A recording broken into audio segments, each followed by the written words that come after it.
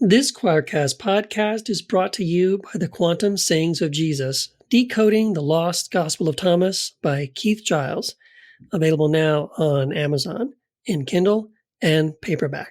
Buried around 340 AD, unearthed in 1945, and translated into English in 1959, the Gospel of Thomas has been studied, debated, and analyzed by dozens of scholars and historians searching for clues about the meaning of these cryptic sayings of Jesus.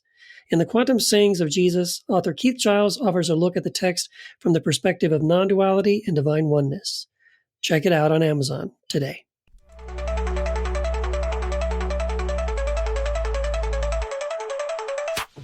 Welcome to the Unbelief Podcast, your journey, actually our journey together beyond inherited beliefs to a spirituality that works for you. I'm your host, Jeremy. I'm a deep skeptic, also a pastor. We can fix that later, right? No? This Drinks and Deconstruction episode has a Japanese demon, tarot cards, the Celtic Fire Festival, and it's going to be part one of two episodes because we are exploring the deconstruction of two people, Andrea and Sam. They're married. Hang on, I promise this one is worth two episodes. All right, we are having the Drinks and Deconstruction with Sam and Andrea, and I'm so glad that they are with us today on the podcast. The question is, what are you drinking tonight? Like what, as we share stories and talk about the thing, what's the drink of choice?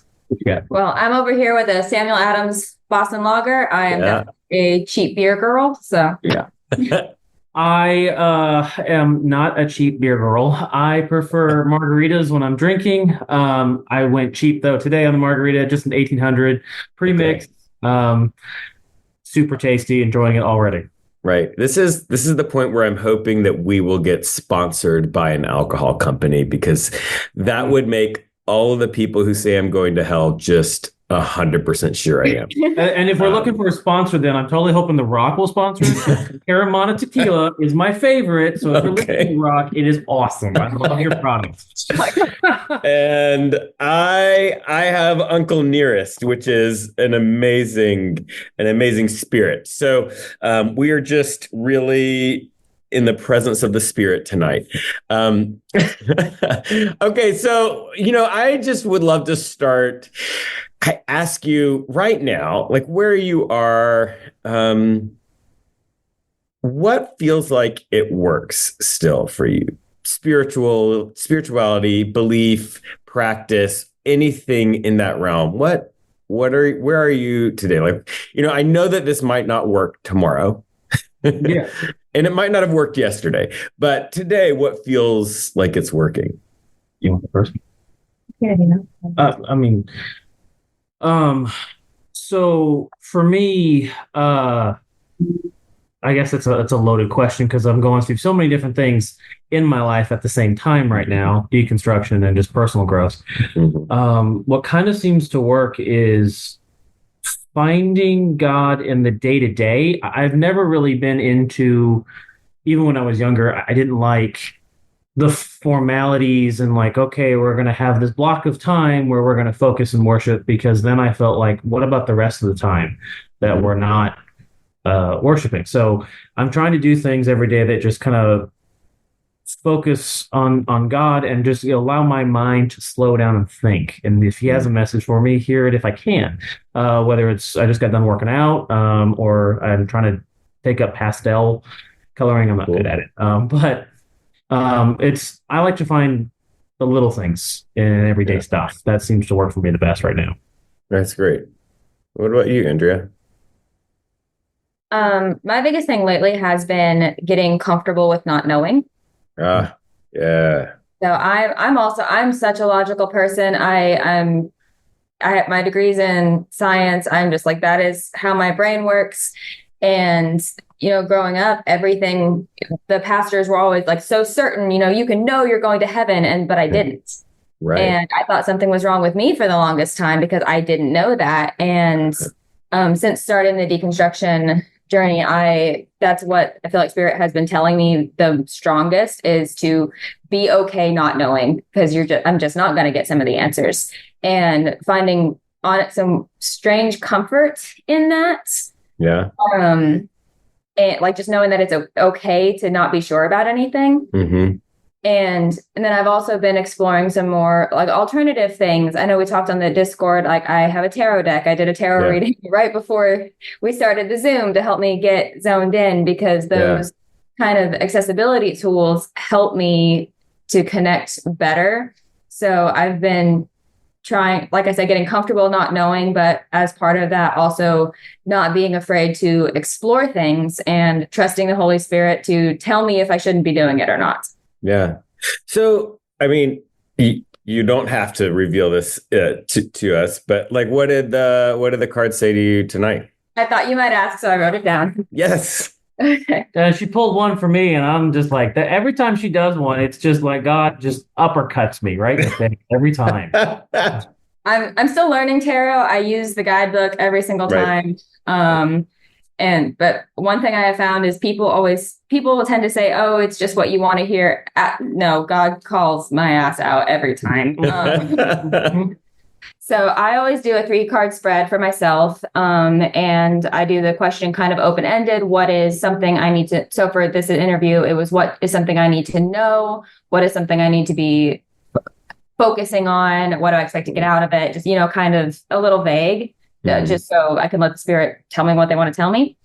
And so I drew, first is the 2 of Wands, and I drew it reversed, which, because it's in reverse, it means insecurity, being afraid of taking the next step, and being afraid of the unknown, which calling me out right there. So basically, God's calling me out on being nervous about just being on Zoom on a podcast to start with, and being afraid to make moves that might cost me some relationships or make people think of me differently at the very least. And then my second card was the Queen of Swords, which is encouraging me to follow my logical mind and make clear-headed and decisive decisions, and be confident that I am making the right decision. And then the very last card was the 3 of Wands, which stands for is just looking towards the future, waiting for the results of my decisions. Like every single card was about decision making. That's cool. And it's just it says trusting the Spirit to hold me, and that the future is unknown, but it's bright because I am on the right path. That's wonderful. I love that. And that's such a perfect segue into what's next, right? Being on the right path now. But like, I would love to know, like, where did this start? Like, where I think a lot of us who grew up in this sort of more high control religious spaces, like the evangelical world, we just sort of like coasted for a long time, just tried to ignore whatever. And then all of a sudden, at some point, and sometimes it's little by little, and sometimes it's all at once, but you're like, oh, wait, this is not all I thought it was. So where did that start for you guys? 12 years ago. Yeah. So it started when we met, actually. I'd say that's about right. When we met when we were 16. So no, I was still 15. Okay. Well, okay. Yeah. 15, 16. It started when we met, and then we knew each other for a while, and then we started dating a year after we knew each other. And then through our dating experience and relationship is when you start dating someone, you talk about all the different things, your personal beliefs, and of course Christianity came up. And how I was raised was very differently than how she was raised, in the sense, because I grew up Southern Baptist and she grew up American Baptist Association, ABA, which is like an offshoot of the Southern Baptist. So I went from Southern Baptist to non-denominational, but she's always been pretty much ABA for as long as she can remember. And her church, super small, so very close-knit community, and I've always been very like big churches, mega churches. You kind of got lost in the sea of things. So I would say that my disconnection with the church probably started sooner than I realized, because I never felt like it was a community. With Andrea, she had more sense of a community than I did. Oh, No, okay. And so no, so as we started dating, I would visit her church, and I didn't like it. Why is that? So I didn't like it, I think, because I was a moody teenager. One, and everybody Fair. wanted to know my business, and I wasn't comfortable in myself. But it just felt off, and it felt very, very critical of everything that anyone did, whether they came in as a member or as a visitor. So that was kind of the rubbing point for us, was me not liking, and she going, no, it's fine. And then me just kind of going, okay, I'm just kind of going with the flow, but I never felt comfortable there. And I don't know if that sparked her trying to start thinking about stuff. I mean, yeah, my personal, like I said, we've been through all of this together, but I really started deconstructing it really started when I was 17. I got more into it in college, and even way more the last couple of years. But so when I was 17, I'd been in this church since I was 8, and and I loved it. And the pastor that I had grown up with died very suddenly. He had a heart attack, just completely out of nowhere. And as I said, looking back, I do disagree with a lot of his theology, but he was a very kind and loving man. Like he really was. But whenever he died, it just completely set the church into a spiral, and we got more like we went through four pastors before I finally left.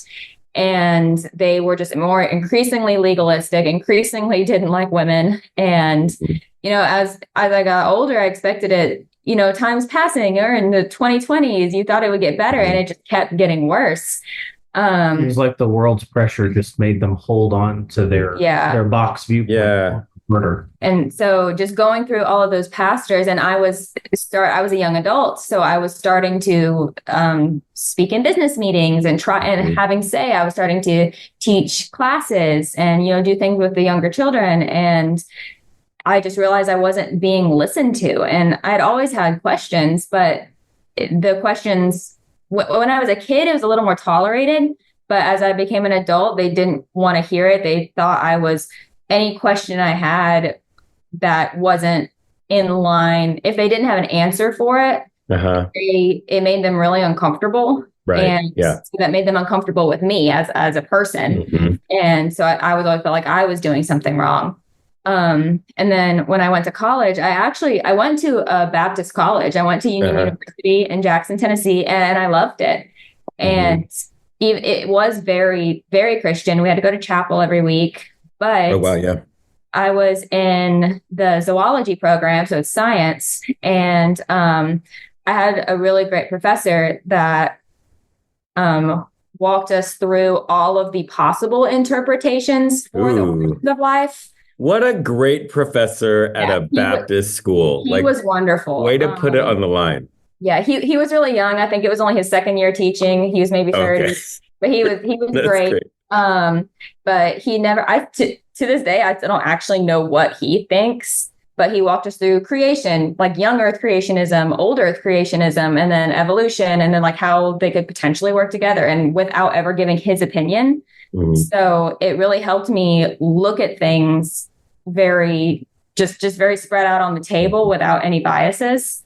Right. And at that same semester, I also took my required Old Testament class, and that professor also walked us through the different interpretations of Genesis and did a really good job of saying, these are the different ways it has been interpreted. Right. With that, what you will. And just because they were so even I'm sure they did absolutely had their own biases, but they did not tell me those.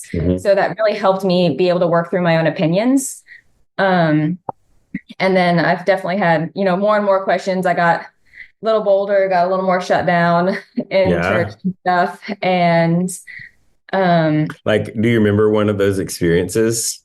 Which one? What's wrong? Any, just it's always more interesting to hear the story than the overview. Do you want to talk about the big one that made us leave? We'll get to that, but Okay. something like just asking a question. This actually did happen at college, not at church, but I took a history of Christianity class. Okay. And before this class started, I was a transfer student, and all the transfer students were kind of thrown together to get to know each other. And there were two theology majors. There were these Theo bros, and I love that Theo bros. No, I'm telling I you. know exactly what you're talking about. And I asked them about the Song of Solomon because I could not make sense of how, at this point, I still kind of believed in biblical literalism, still believed everything was super inspired by God. And I could not understand how a book about sex was inspired by God. Mm-hmm. Right. Sex with a guy that had 700 wives. Like, I could not reconcile that. And they just told me that I shouldn't be asking these kind of questions because it would make me lose my faith. Mm-hmm. And I didn't know what to do with that. But a few weeks later, we were all three in this history of Christianity class. And the Song of Solomon came up, and I asked my professor, and he said, I don't remember what he actually said about the book, but he said, it's really great to have these kind of questions because God wants us to ask questions. And it was just so vastly different than from what I had received before, and the kind of shutdowns I'd also gotten in the church I grew up in. So that it really helped me feel confident that God's not going to desert me just because I'm questioning. Yeah. And how did the Theo bros respond? They didn't say anything, but I looked over at them, and they both kind of had their heads down. So okay. So what happens next? Yeah, go ahead. So that's kind of where I pick up. So because of how I was growing up, I was very indoctrinated with a lot of dogma, and I'm very an all or nothing person. Okay. So I held on to my beliefs probably longer than she did, and very aggressively. And so my parents raised. Whoa. What does that mean? Very aggressively. What is that?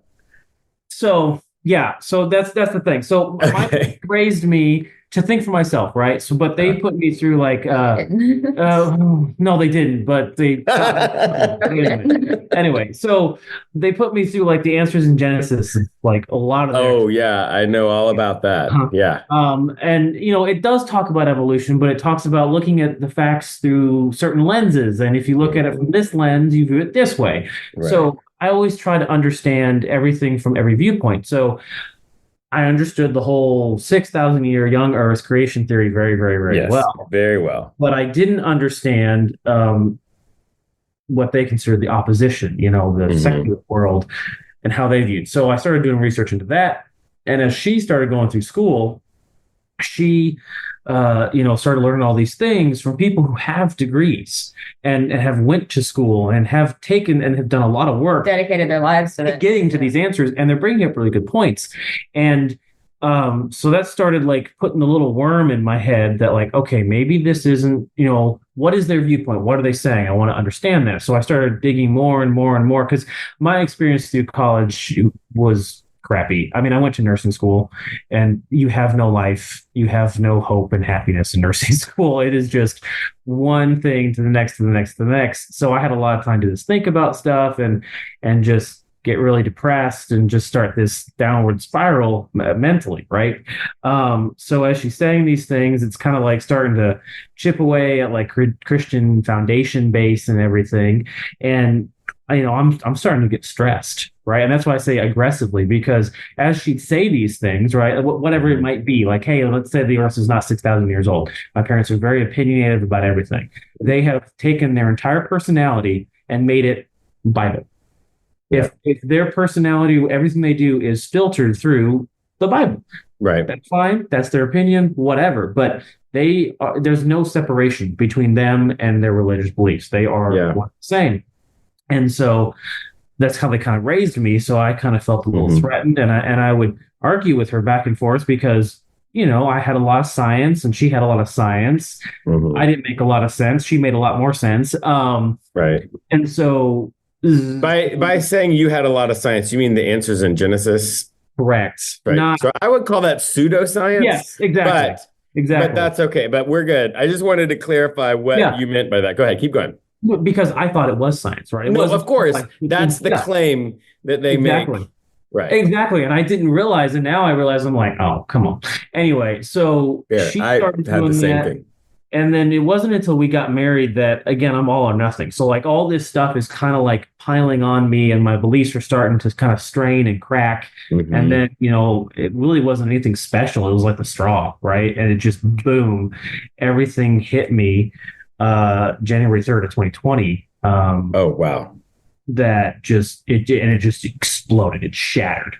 We had been married for September, October, November, December, 5 months. We've been married for 5 months at this point. 5 months. And it just shattered in like this one accumulation night. I realized that, I'd grown up, so I knew all the things, right? I realized I kind of wasn't saved. And so that was kind of the night that I got like saved and all that stuff by the traditional Southern Baptist mentality, saved, right? Which my opinions about that are kind of changed. But, actually interacted with God. Yes, I had like an actual personal interaction experience with God that evening and into that night, which was creepy and just weird. Do you mind telling us that story? Yeah. It's going to get a little woo-woo, but... It's going to get woo-woo. Hey, listen, I lived in Northern California. Woo-woo. Okay. There is no woo-woo that will top. So... I'll start this part. Okay. So keep me on track. I'll diatribe. Keep me on track. Great. I just love the fact that you actually have somebody that just is calling bullshit on stuff, and that's really helpful. That's why I married her. That was the single reason. My parents wanted me to marry someone that like was yes and no and listen to me. No, I went with the one that said you're full of bullshit. That's fantastic. One thing. When we were 17, we were just dating. We were 17. Mm-hmm. His parents said they didn't like me because I did not submit to his authority in the relationship. So that happened. But anyway, I'm 17. What authority do I know? Yeah. So, story time is so we'd been together for years at this point when we were married, and I knew I was supposed to marry him. Like I argued with God over it because I didn't. There were times then I was like, "Are you sure?" But like. I knew I was supposed to. But when we got married, I just, for some reason, I cried myself to sleep every night and I didn't know why. And something just felt so wrong. And, he was fresh out of nursing school. He was doing his first job. We're in a crappy apartment. Yeah. I thought it was just things being different. I didn't know, but I just cried all the time. And I mean, I was stressed. I mean, I was 6 months out of nursing school. I'm charge nurse of an entire floor. I'm 23, 22, 23, and I'm charge of 30 different patients and all the staff. And I'm in charge of people not dying, right? It was a neuro step down floor. That's a lot for a 23-year-old. Yeah. Yeah. And so I was incredibly newly married. Yeah, and that was another thing. Like I'm like, okay, I have to provide. I got to be there. I got to make sure that all the bills are paid, and all this unrealistic pressure I put on myself. But finally, I had been trying to get him to go to church just because that's what I was used to. I felt like I needed that kind of stability. We were which we had moved 3 hours away from our hometown, so it was we also didn't know anybody, but I felt like I needed some stability. So I was trying to get him to go to church with me, and he just wouldn't. And like, you grew up in church, you're a Christian. We've talked about all of these things. Why we've known each other 7 years. Why is this suddenly a problem? And that was the straw that broke the camel's back, and we had a complete breakdown. And that's, I'll let you take it from there. And that's when, I realized that I've been doing all the boxes. I've been checking the boxes, been saying the right things. I know what I should be feeling and how to feel it, but I never felt it, right? And it was finally, I couldn't do it. I mean, I had been pushing and pushing on my own for so long on my own strength that I just finally collapsed. And so then I go to bed. And we had a good cry. It was all good. I fall asleep. This was the first night I did not cry myself to sleep since we had been married. Oh, wow. I fall asleep and boom, I'm starting having a dream. And I don't So before this, I don't dream. Okay. I only have nightmares. I've Oh, had nightmares for right. 23 years, and Yeah. it's very brutal, aggressive, nasty nightmares. Okay. So I don't sleep great, right? And so Yeah. this night it was the apartment we were living in, right? She was there. We had a little cat. That's her cat. It's her baby. And so she loves the crap out of the cat more than me, right? That's important to this story. Sure. Very important. Okay. So she is like, hey, I think there's a spirit here in the house, and I think we should try and communicate with it. In your dream. In my dream. Which I would never do. Okay. She would never say that to me, right? Right. So I'm already like, okay, sure. And then she pulls a Ouija board out of nowhere, Okay. like out of thin air, like the closet. Okay. She would never touch a Ouija board for lots of different reasons. We just don't like that form of communication with anything. But back then, Yeah, back then it was like, no. Back then, no, that was the devil. You were going to be demon possessed by touching it. Right. That was the mentality we had. Right, so for sure. already my brain's kind of going, what? So she pulls up the Ouija board and we start communicating with the spirit. And that part's kind of fuzzy. I don't really remember. Stuff happened. It wasn't, and I started getting weird. And then all of a sudden, her cat gets thrown down the stairs. All of a sudden, her cat in the dream got thrown down the stairs, and like something broke. It was very hurt, right? Oh. Because the cat was acting weird before that. Well, I was like, oh man, in my dream, we have to go get the cat. And okay, even Dream Andrea would choose the cat. Okay. My brain knows this. So she then just goes, oh, no, it's fine. Let's continue talking. It was about that moment that I realized something was off. I start kind of almost like vivid starting to dream. I start realizing that this isn't actually happening. Right. Right. So then we start talking and I say, no, we're done. And I try to like end the conversation on this Ouija board. And I'm like, it's freaky. It's creeping me out. Gotta stop. She then starts maniacally laughing. Right. Okay. And so I start stepping back, and then she transforms into what I found out later was a Japanese like demon, one of the forms of a Japanese demon. It then proceeds to supernaturally pick me up, throw me onto the bed, and it starts to choke me. Oh, wow. And not in a good way. No, exactly right. It starts choking me, and at this point, I'm not breathing in my sleep. Yeah. I realize I've stopped breathing. So I just go, cool, I'm just going to wake myself up. It pulls me back down into the dream. Oh, wow. It's preventing me from waking up. So I've not stopped breathing for about 3-4 seconds here, and I can feel my body starting to panic because it's not breathing, it's trying to breathe. So I'm sitting here going, I'm about to die. Something is going to come back in my body, and I don't know what it's going to be. It's not going to be me. So I just cry out. I'm like, God, if you're actually there, if I'm actually saved, this is all actual real shit, right? You got to go. As soon as I say that, the demon screams, lightens up. I guess, take a little bit of a breath. It gets pulled off me, hovers in midair, and then gets yanked out the window of our apartment in the dream. Oh, wow. And this warm candle-like presence just fills the room in my dream. And like kind of light comes in out of the window, and like I immediately just relax. And it wasn't like an audible words, but like I could kind of hear it like in my head. It was just like, I've got you. It's okay. I then proceed to wake up. Oh, I had woken up before because he was shaking so bad. Yeah. I woke up and I'm the bed's drenched. I mean, I'm covered in sweat. Where I'm sitting at, it's like almost like a puddle. And I roll over because I was laying on my back at that point. I roll over and I kind of like, honey, because I don't know. I kind of wake up and I go, was that real? Is this still real? Am I still dreaming? And it was her. And so I just check on her and I go, no, okay, we're all good. And I go back to sleep and I don't dream after that. I woke up the next morning and told her about the story. Yeah. And this is all pertinent because I started to realize that weird shit happened to me when I was a kid. Yeah. I don't have memory. Likely explains the lifetime of nightmares. It's a common outcome from that. I don't remember the age between 1 and 10. I have no memory. I do remember during that time period that I had a little shadow person that would just follow me around. It'd stay about 50 yards away. He was tall, wore a hat and trench coat. And it would just pop up randomly. And it was never when I was dreaming. It was always while I was awake.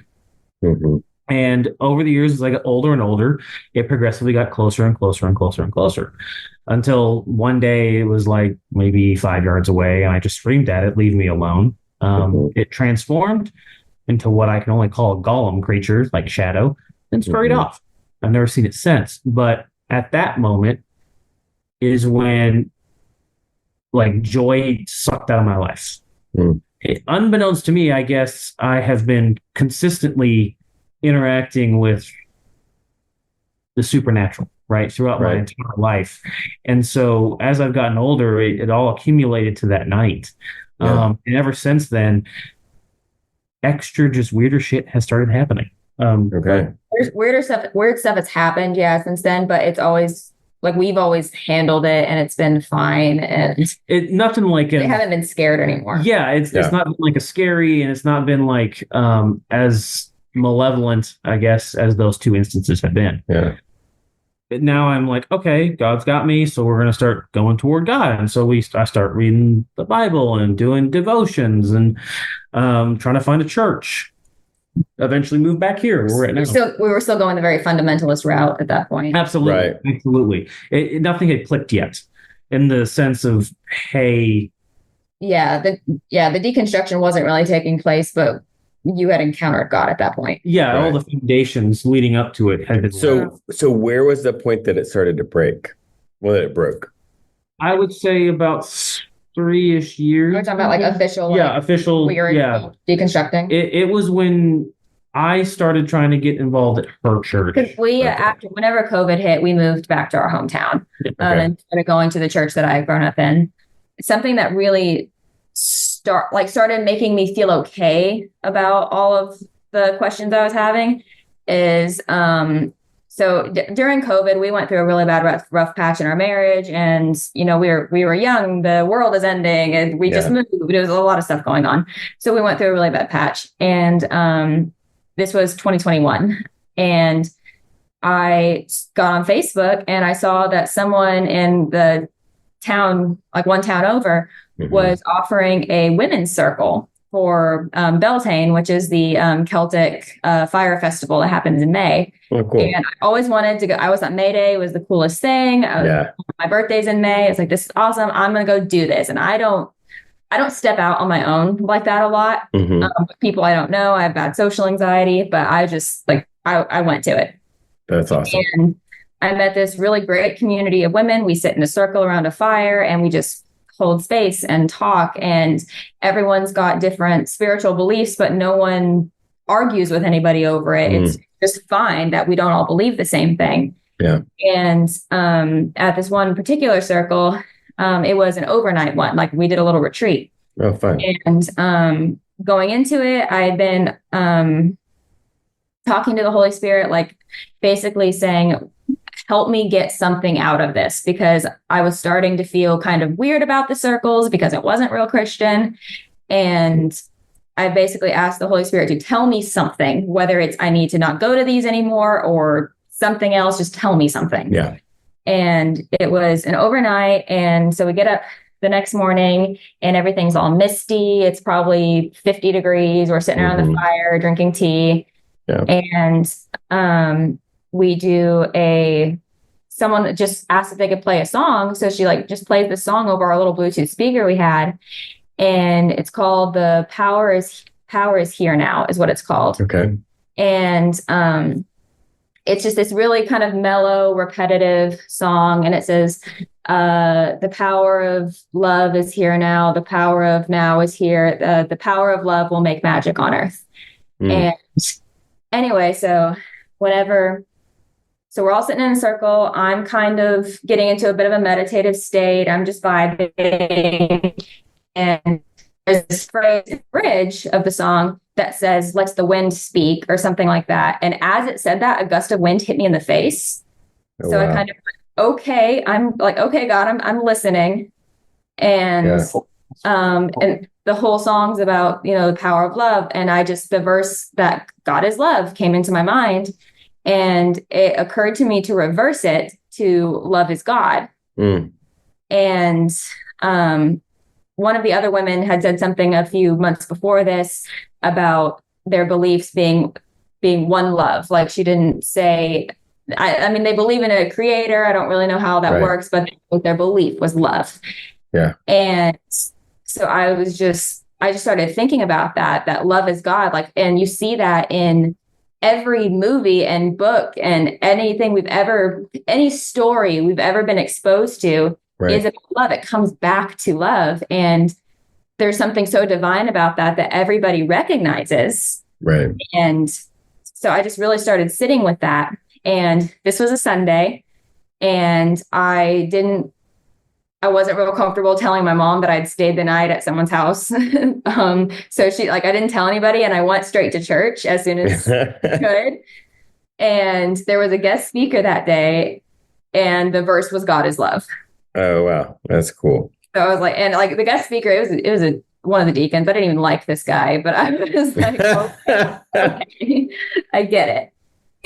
So that just really started me feeling okay about the path I was on, feeling okay about these questions. And it just gave me a lot of peace. And for me, once we moved back, it was like after that experience, like that oppression had been lifted. I started realizing that stuff was off with just how I've always felt about Christianity in the sense of evangelical Christianity and my beliefs. Right.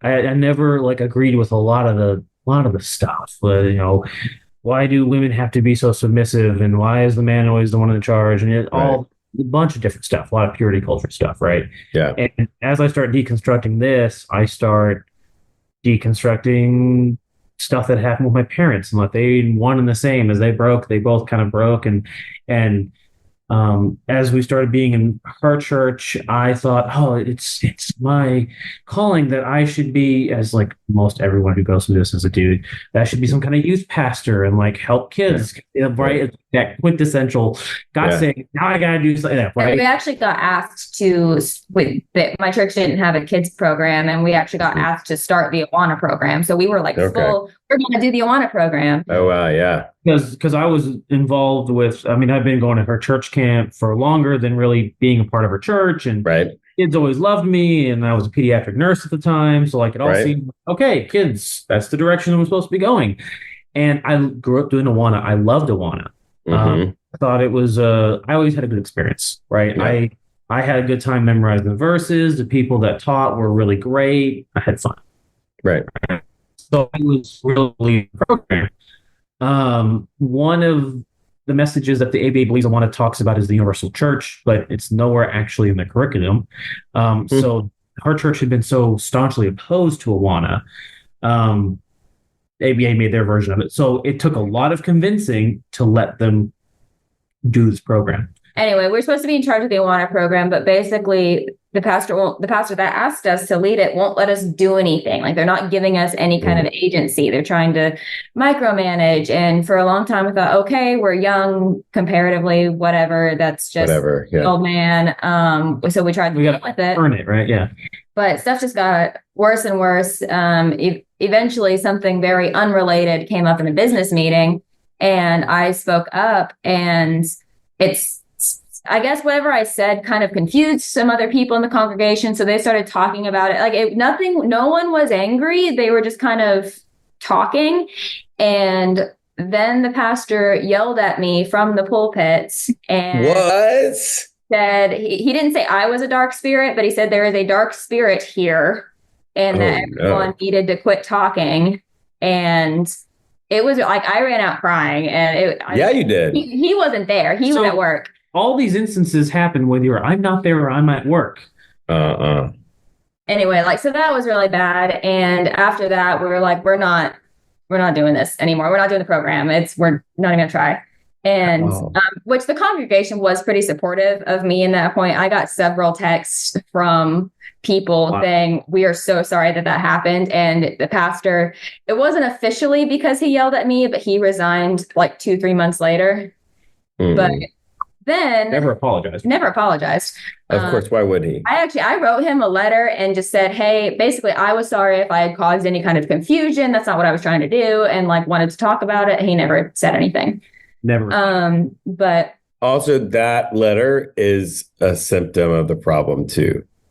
That you felt like you needed to write a letter to apologize to him in order for him to come to the table. Like you had to still submit to his authority, even though you were the one that was wronged. Thank you. I appreciate you saying that. It's true. It's a very good point, right? So go ahead. I would say that was not the only time I was yelled at by a pastor. And that's where we get into the next story. And this is the story of why we actually left the church. Yep.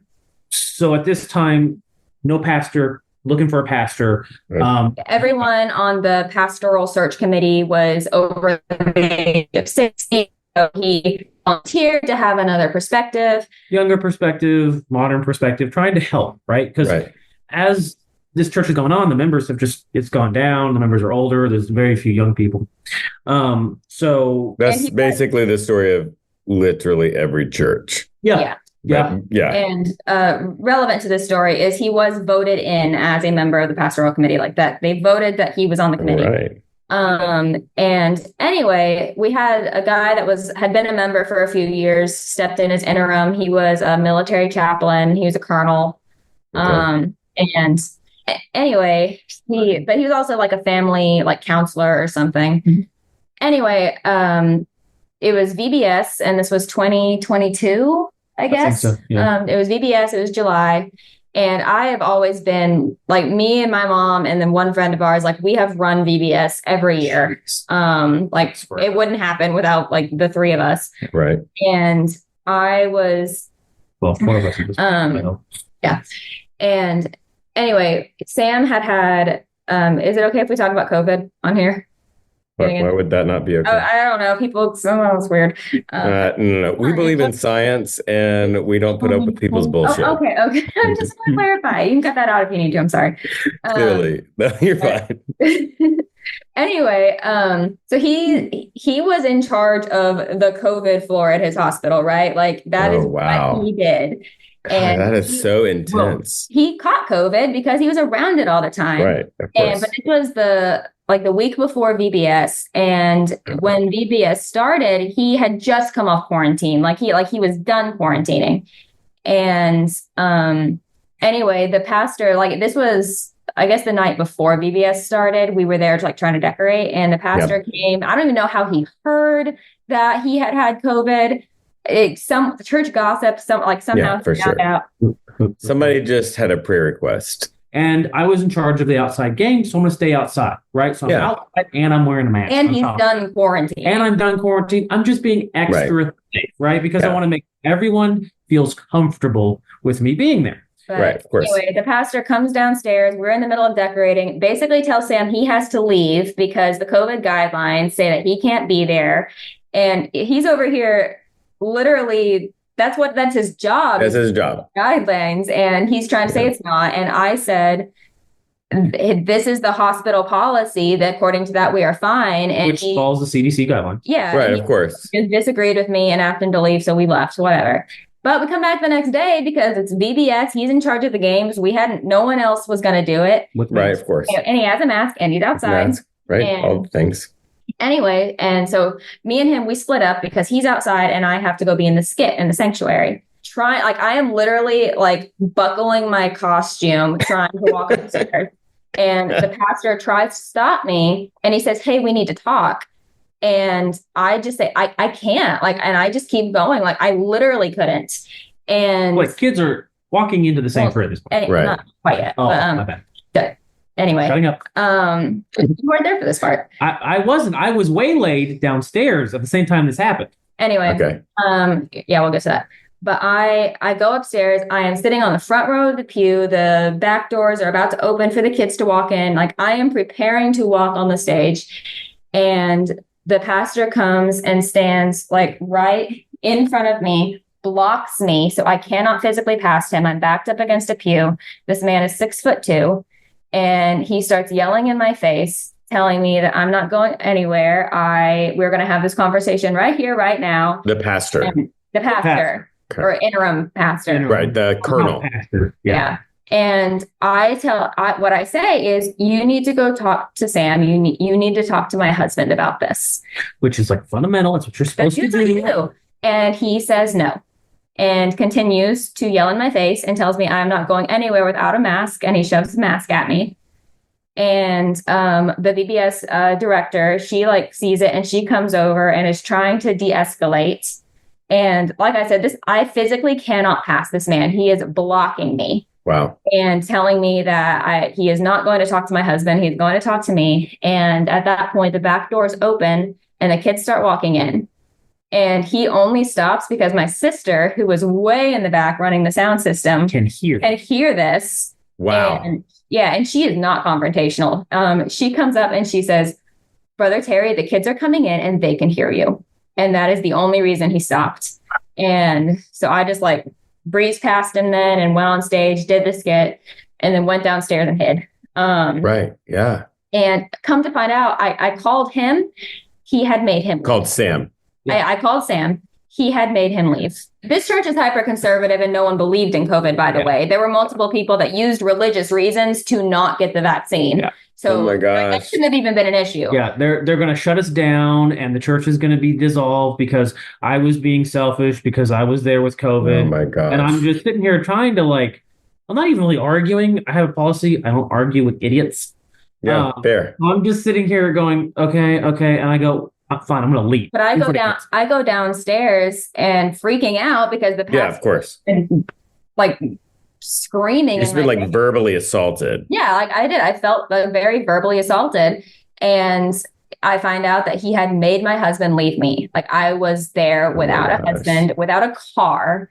I mean, like my mom was around, but I'm a married grown woman. Like that doesn't count anymore. Right. And like I'm literally like I am stranded there. And I told him to go talk to my husband, and he said no because he knew he had made him go. And so I immediately spin the car around, go pick her up, and I'm there now. And I'm giving anyone a look like you just look at me or talk to me, I'm going to. Yeah. So we all sit down because it says, hey, if you have an issue, try to bring a resolution to it, right? And I'm all about that. So we sit down, and we were offended because he insulted my intelligence and because of how the COVID guidelines, and then he yelled at Andrea. Mm-hmm. Those are the only things we just really wanted to say. Hey, he'd say sorry. That's really all I needed was an acknowledgement of, hey, the way I treated you was not okay. And that's what I care about. I didn't care about the COVID thing. I'm like, whatever. Yeah. I cared that he yelled at my wife. For sure. And I was really angry about it. So we sit down, and as you should have been. And we immediately, conversation starts. We're all there. I'm as collective as I can be. And she's there, and we start discussing back and forth. And long story short, we go round and round, and his whole entire focus is on the COVID guidelines. That he was right and Sam was wrong, and wouldn't hardly acknowledge about what happened with me, and basically said that, well, I had something to apologize for as well, because I had been dismissive of him the first time he tried to talk to me. It was just a mess. So I can tell that she's getting very visibly upset, and I just look at the pastor and I say, okay, we're done. We're going to agree to disagree, and we're going to put a hold in this, and we're going to leave. And it's like I had slapped him in the face. I don't think that man had ever been said no to someone he viewed as a subordinate in his life. I am so sorry. And of course, that is so awful. And I'm sitting here trying to be as cool-headed as everything I can be, right? And so we left that church, and we haven't been back. I mean, she'll go maybe. She's gone a couple times. And like I've been there. Right, it's your family's church, right? Yeah, it's my family's they've been there 20 years now. And there's a lot of people that I do love there. There really are. There's a lot of good people. So I'll go, like homecoming is coming up here in a couple weeks. I may go depending on what's going on. Because I do like to see people. Yeah, no, for sure. So, okay, obviously that you leave the church, right? Clearly that makes total sense. But what happens faith-wise at that point? Because now, like, you are in a church and a tradition that that the women are supposed to be submissive, that you don't question pastoral leadership, and basically you have just upended all of that, you've taken a stand, you've been a strong woman, you have done that, your husband has supported you, but you then take both of you, stand up to the pastor who that is not something you do in that tradition, and you walk out the door. Obviously that's a huge thing for you to deal with and process. But you said that was sort of the beginning of it breaking.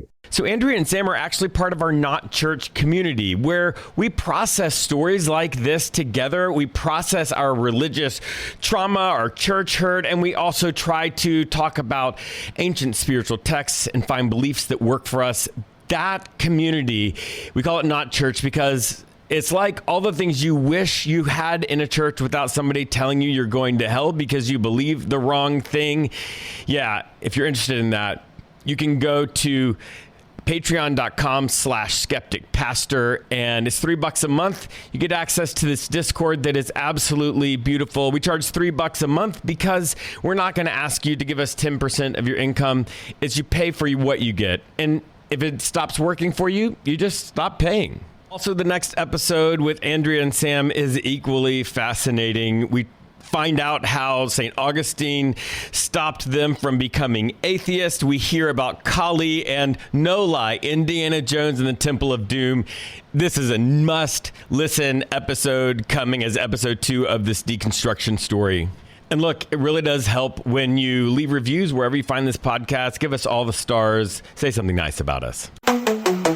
That's it. That's the podcast. Shout out to the Choir Network, to Patheos, to Matthew and Keith, who make everything happen. Now, get out of here. Go do something to make the world a better place. Okay? We'll see you next time.